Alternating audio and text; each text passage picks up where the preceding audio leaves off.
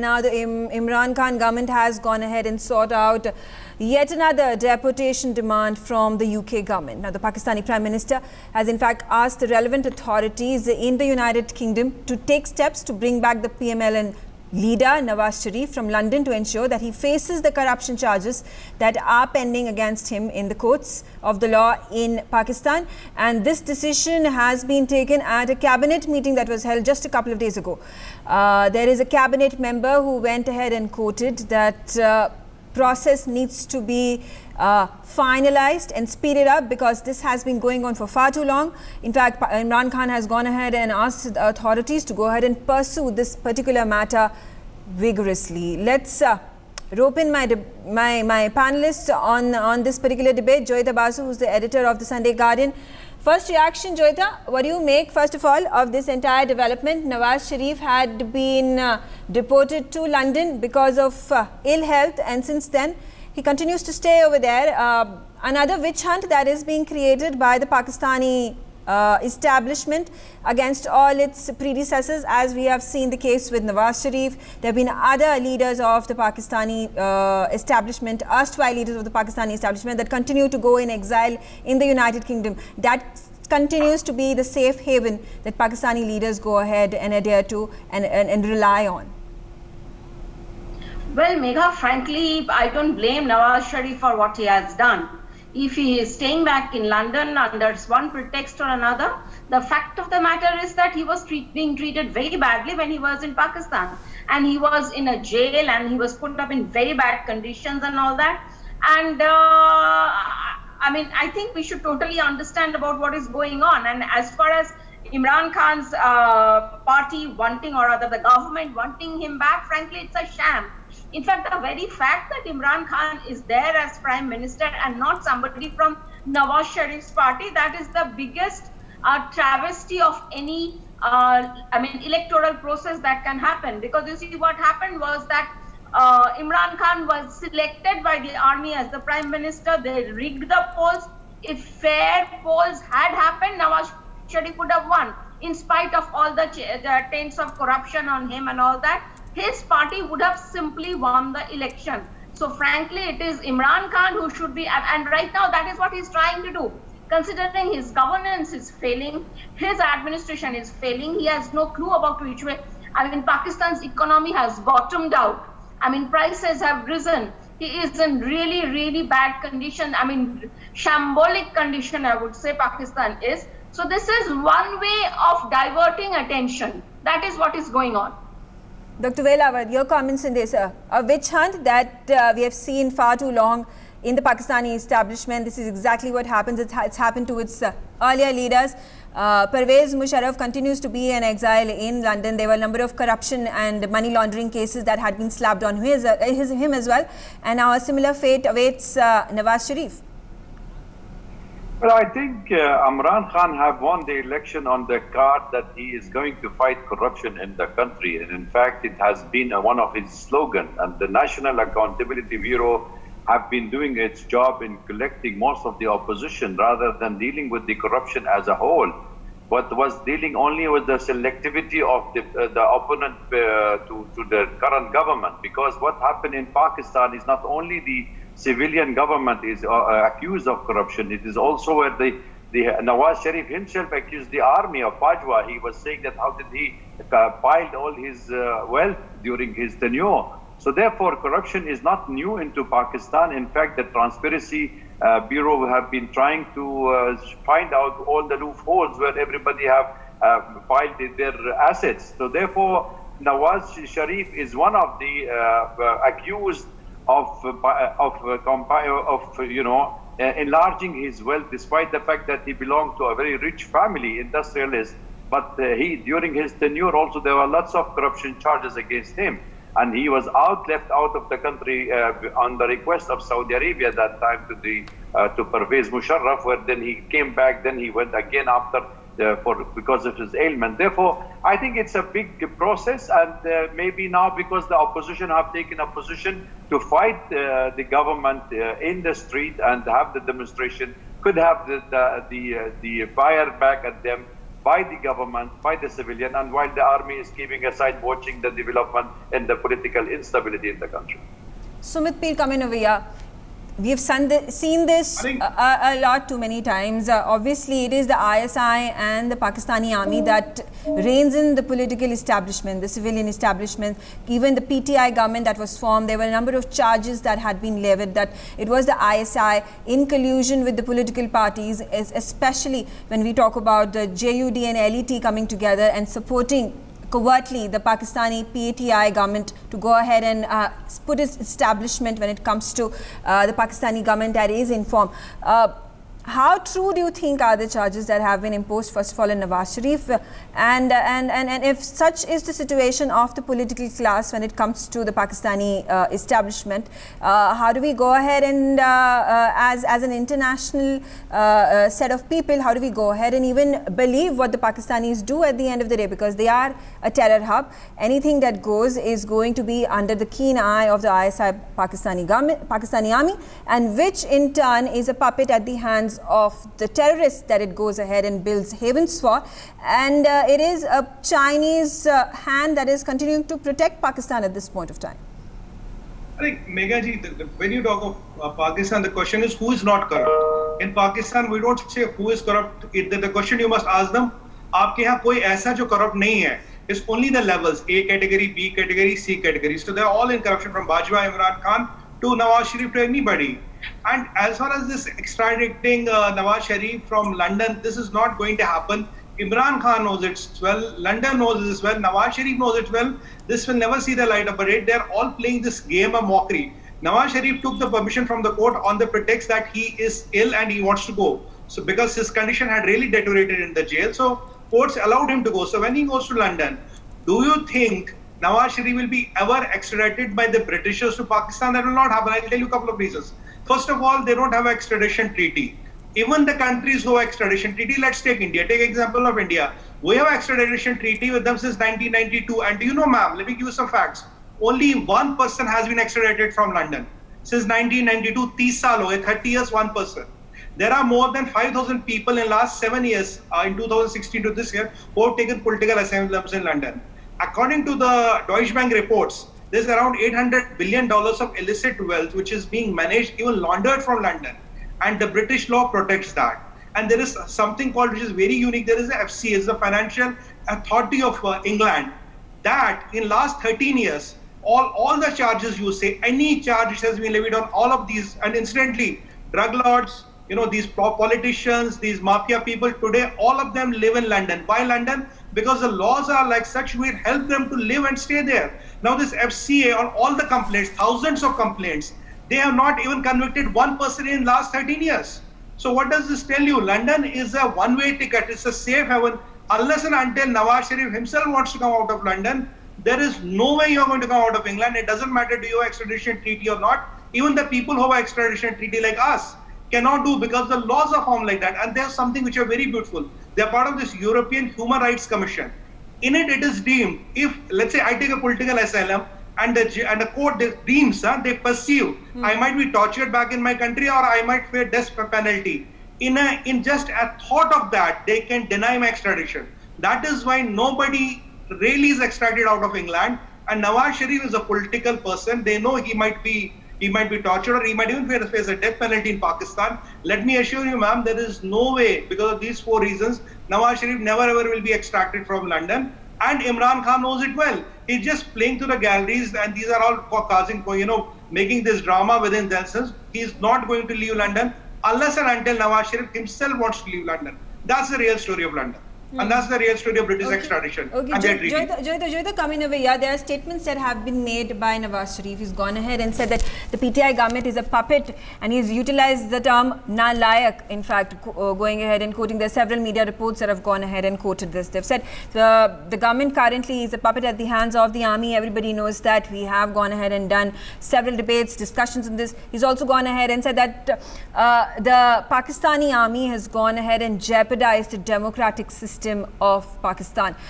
These statements are true, obviously, but the point that he's making them at this point of time, what does this indicate at the first place? And obviously, if such statements are going to be made against the Pakistani establishment that is ruled by the Pakistani army, Qamar Bajwa, obviously there are going to be repercussions to it. Obviously, then there are going to be pressure that is going to be built upon the UK government, and certain lobbying is going to go ahead and be done. It remains to be seen whether the extradition process is completed at the first place. Well, Megha, the first question is, where is Vijay Mallya? Okay, I mean, his extradition has been ordered. Has he returned to India? Where is Vijay Mallya? Think of it like that, and I totally agree with Sumit Peet that, you know, it's not easy once you go and get, I mean, this is not asylum, but you're just hiding there, or he's basically living there in plain sight. It's not going to be easy, and I mean, perhaps in his lifetime he's not coming back unless and until there's some sort of a systemic change takes place in Pakistan, where he actually can again become Prime Minister. Nawaz Sharif is there and he is going to be in London, and Pakistan government's pressure on UK, it matters zero, because Pakistan, in terms of political terms, and Pakistan has a lot of nuisance value in the world. It has a lot of nuisance value in terms of, you know, as a sponsor of terrorism, and, you know, as being part of a particular now basically a terrorist bloc kind of that is coming up now, which is patronized by China as a vassal state, as a client state for China, as a proxy of China to keep India under check. You see, so I mean, Pakistan has all these values, but when it comes to getting Nawaz Sharif extradited, I mean, Imran Khan has zero influence over the UK government, and that also right now it's a conservative government over there. It is not going to be easy. Well, it has always had a conservative government over there. They're mostly generals, or at the end of the day, puppet prime ministers that are gone ahead and been established, that have been propped up at the prime minister's chair, as has been very, very prevalent. If you take a look at the history ever since 1945-47, when the first prime minister, until now that we have Prime Minister Imran Khan at the chair of the PTI party. Dr. Vail Awad, what do you make of these statements? Obviously, when Nawaz Sharif goes ahead and pricks Imran Khan and PTI government, when he goes ahead and says that the 2018 elections were rigged, that Imran Khan is a puppet at the hands of the Pakistani army, also for the fact that his daughter and son-in-law continue to be in jail over there in Pakistan. Obviously, he's trying to go ahead and look for ways to help his family out over there, that is currently stuck in the muck that the Pakistani establishment, including the army and the political system, has gone ahead and created for his party and his kin, his family.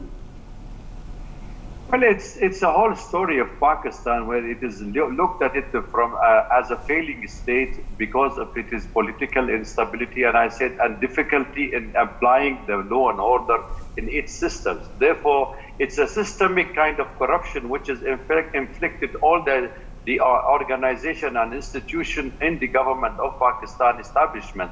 So therefore, you will see it's very difficult. It's not only in the Nawaz Sharif time or this Asif Ali Zardari, where he used to be called Mr. 5% or Mr. 7% or 10%, or also it is ever since the existence of Pakistan, it has been a plague in the country system of the corruption.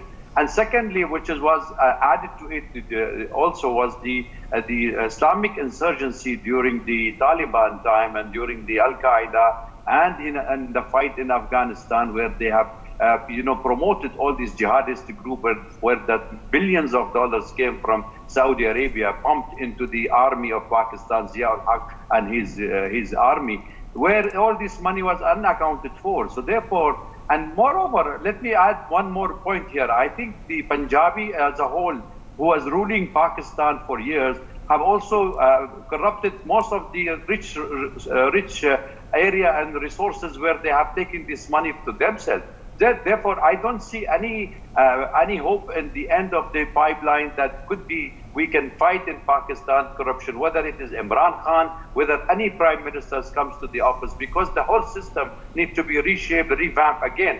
And you need accountability, and you have to give them the teeth to the court, to the accountability bureau, to deal with this kind of corruption, to end this, because Pakistan does not have the money. More billions of dollars are in Swiss bank and outside the country. What everybody come with the slogan that they are able to remove this menace from the country, it's impossible because the whole system is corrupted. And as we say, if you want to know the fish is dead or is spoiled, you take the head and you check the head first. And you have to check the head of the fish to know it is corrupted. And that is what I'm saying. The supreme leadership in Pakistan are accountable for all the mess they have created in this country.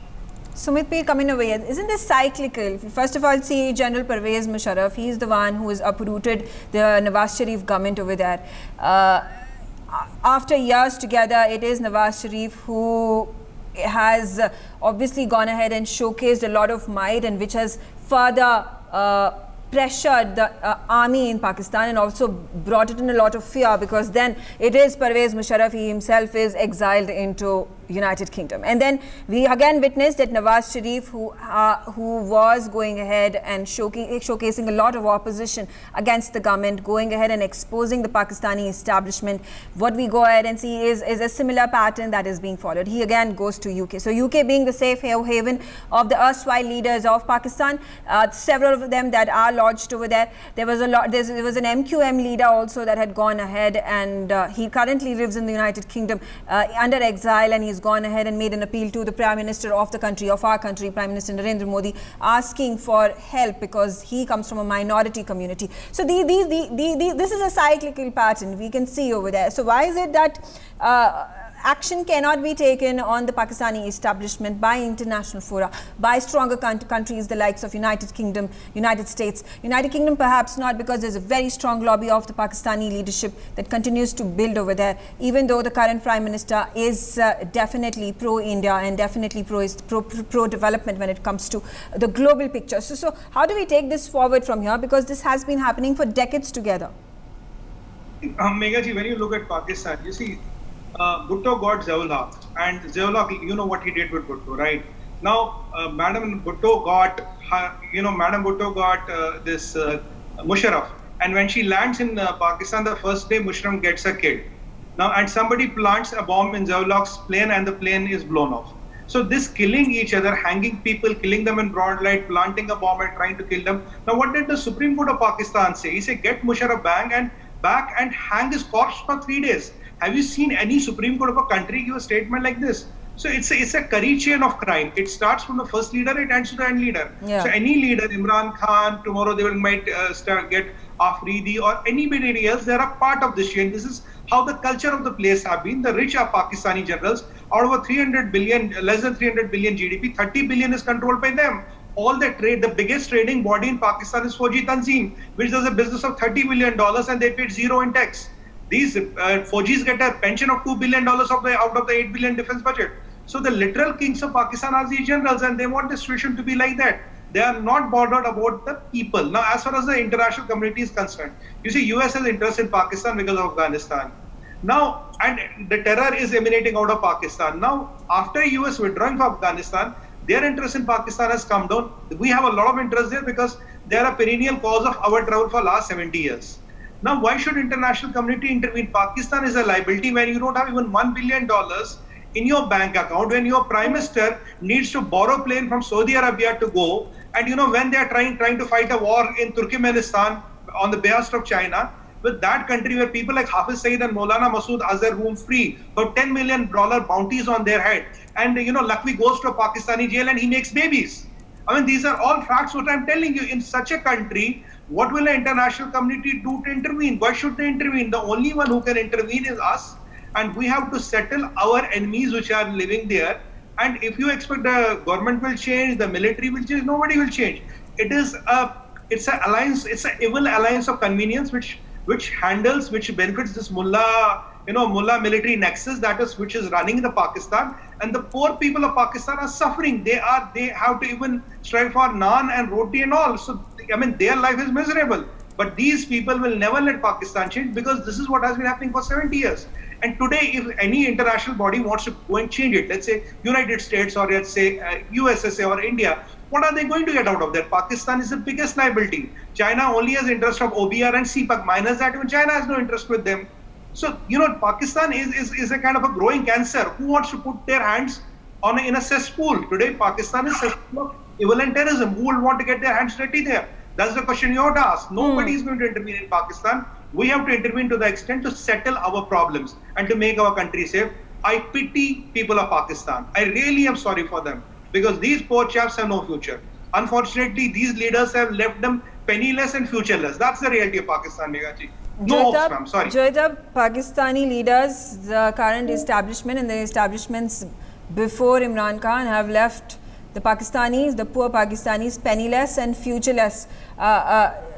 Do you go ahead and provide our audiences some sort of a solution to go ahead and fight this menace? Obviously, we are fighting terrorism from Pakistan that's emanating from Pakistan. We are fighting cross-border violations that continue to happen from the Pakistanis. Now Pakistan, which is hand in glove with China, going ahead and further bringing about a lot of turmoil within our country, and that's where we need to be safeguarding our people, our men, both on our borders, both on the eastern frontier and the western frontier. And on top of this, obviously corruption is going to bring Pakistan to its own death. How do we go ahead and further speeden it up? Megha, let's make one thing very clear. When we are talking about the establishment corrupting Pakistan, it is not Imran Khan's establishment. There's only one establishment in the country, and that is the military establishment. And they control everything. As I think 20 or 30 billion dollars assets they have. And think of the kind of money they have abroad in the UK, in the US, the kind of assets they have, it's incredible. And you see, whenever you look at Pakistani leaders, for that matter, if you look at Nawaz Sharif, one of the reasons the army, the military establishment did not want him in power and instead brought in Imran Khan was that Nawaz Sharif was keen to make peace with India. So that is one of the biggest factors that drives the military establishment about selecting the prime minister of the country, because the reason why unnaturally, a fair, democratic election in that country is not going to be possible if that leader is going to be pro-India, and Nawaz Sharif was not averse to making peace with India. If you remember, he had come to India, he had visited Red Fort, and I think Ajmer Sharif also he had gone, and Mr. Modi also had visited Pakistan on his way back from somewhere. So all these things were there, and if the minute Pakistan makes peace with India, what happens? The military loses its reason for existence. They fail to buy arms. They fail to have so much money under their control. They cannot possibly justify controlling so much assets and all. So that is why you have basically who is a nobody. Imran Khan is a nobody. That is the reason why they got Imran Khan over there. So when you are talking about how India can influence, frankly, you see, we have to watch out for one thing, the FATF, how they go about tackling the FATF. When you are talking about international pressure, it is through FATF that the pressure might come. And but then again, China is going to save them over there. China, Turkey, they need 3 votes, I think. China is there. Malaysia, we don't know which way Malaysia will vote this time. At that time, earlier Mahathir was there, so they were helping them out. But they will manage. Those 3 votes, courtesy China, they will manage. So the only way we can make the international community wake up to what Pakistan is doing is through the FATF. But having said that, let us not forget one thing. Pakistan is nothing. Pakistan is not even a threat to us. We can handle Pakistan, without batting an eyelid. So we should not be worried about Pakistan. Our worry is China. And that is what, that is a real worry. Pakistan is not a real worry. And in fact, when you look at it, even for that matter, infiltration, etc.